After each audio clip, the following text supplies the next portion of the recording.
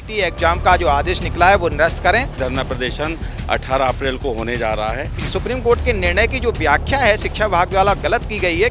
भोपाल की पूरी सड़कें भरी हुई होंगी। 3 चरणों में आंदोलन है। शिक्षकों का जो आक्रोश है वो 18 तारीख को दिखेगा। सुप्रीम कोर्ट के बड़े फैसले के बाद मध्य प्रदेश में शिक्षक सड़कों पर हैं। टीईटी यानी शिक्षक पात्रता परीक्षा को अनिवार्य किए जाने के विरोध में शिक्षक पूरे मध्य प्रदेश में प्रदर्शन कर रहे हैं और अपने अपने जगह पर ज्ञापन दे रहे हैं। दरअसल सुप्रीम कोर्ट ने अपने फैसले में साफ साफ कहा है कि जिनकी रिटायरमेंट की अवधि जो है 5 साल से ज़्यादा की बची है उन्हें टीईटी परीक्षा पास करना अनिवार्य होगा और शिक्षक इसी का विरोध कर रहे हैं। हमारे साथ कुछ शिक्षक भोपाल में हैं जो ज्ञापन देने के लिए यहाँ पे आए हैं और प्रदर्शन कर रहे हैं। सर, क्या कहना है आपका? अध्यापक शिक्षक संयुक्त मोर्चा के आह्वान पर हमारा ये 3 दिन का कार्यक्रम है। जैसे कि 8 तारीख को पूरे जिला मुख्यालयों पर कार्यक्रम हुआ और आज पूरे प्रदेश के ब्लॉक मुख्यालयों पर कार्यक्रम हो रहा है, जिसमें हम समस्त जनप्रतिनिधियों, खासतौर से सांसद, विधायक, मंत्रीगण, इनको हर ब्लॉकों में जिस क्षेत्रीय विधायकों को ज्ञापन सौंप रहे हैं और उनसे मांग कर रहे हैं कि वो जो टीटी एग्जाम का जो आदेश निकला है वो निरस्त करें और साथ ही जो नवीन शिक्षक संवर्ग की सेवा अवधि की गणना है वो प्रथम नियुक्ति दिनांक से मान्य की जाए। इन मांगों के लेकर हम लोग एकत्रित हुए हैं। अभी हम माननीय हमारे क्षेत्रीय विधायक हैं रामेश्वर शर्मा जी, उनके बंगले पर हम लोग खड़े हैं। उनको यहाँ आज ज्ञापन सौंपेंगे ब्लॉक स्तरीय और उनसे मांग करेंगे कि वो माननीय मुख्यमंत्री जी को पत्र लिखकर हमारे समर्थन में पत्र लिखें और उनके कहें कि ये टीटी एक जो परीक्षा है उसको के आदेश को निरस्त किया जाए और शिक्षकों के हित संरक्षण हेतु वो सुप्रीम कोर्ट में सरकार जो है हमारी संरक्षण करे और हमारी बात वहाँ पर सुप्रीम कोर्ट में रखे।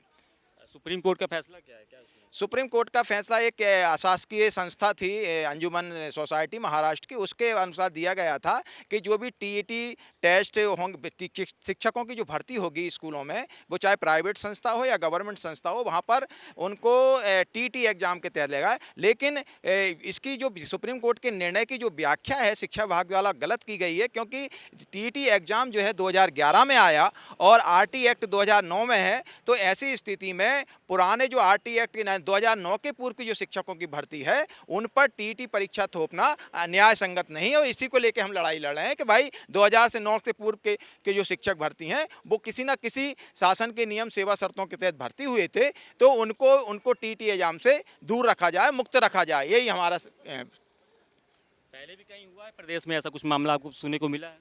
नहीं, ये तो पहली बार पूरे भारत के लिए लागू हुआ है, ऐसा कभी नहीं हुआ है और बहुत आक्रोश है शिक्षकों में। आपने भोपाल में डीपीआई में भी देखा होगा और मुझे संभवतः लगता है कि मध्य प्रदेश के इतिहास में 2018 के पहले हम लोगों ने जो धरना प्रदर्शन किया था उससे भी ऐतिहासिक धरना प्रदर्शन 18 अप्रैल को होने जा रहा है।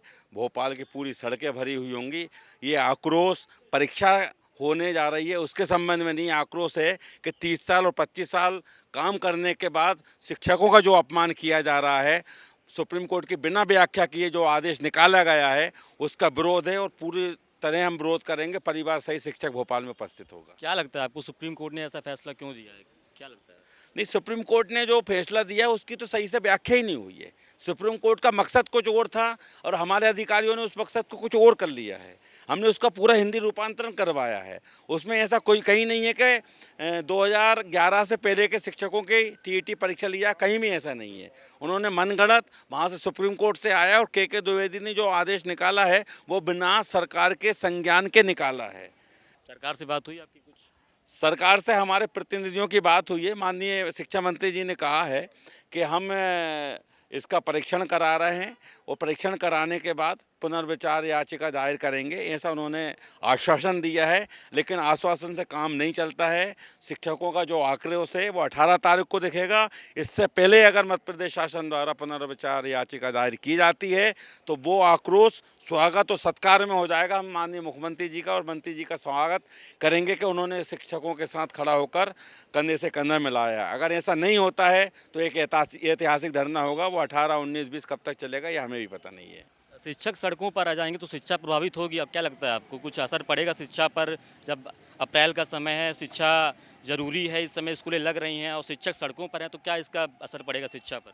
देखिए, अभी कोई ऐसा असर नहीं पड़ेगा शिक्षा पर, इसलिए क्योंकि परीक्षाएं बच्चों की हो चुकी हैं और अभी 1 अप्रैल से जो सीबीएसई की तर्ज पे शासन ने जो स्कूल खोलने की जो रूपरेखा बनाई है, तो उसमें वैसे भी हमारे सरकारी शासकीय स्कूलों में बच्चे कामकाजी बच्चे होते हैं, तो अभी इतनी मात्रा में नहीं आ रहे। कोई 5 स्कूल में उपस्थित हो रहे हैं, वो जुलाई से ही बच्चे आते हैं, तो इस पे कोई असर नहीं पड़ेगा शिक्षा व्यवस्था पे। कब तक जारी रखेंगे प्रदर्शन आप लोग? जब तक हमारी अभी 3 चरणों में आंदोलन है, 3 चरणों में अगर 18 तारीख को भोपाल में अगर कुछ समस्या का समाधान सरकार करती है तो ठीक है, स्वागत योग्य, अन्यथा फिर अगले चरण में फिर हम बढ़ाएंगे इस आंदोलन को।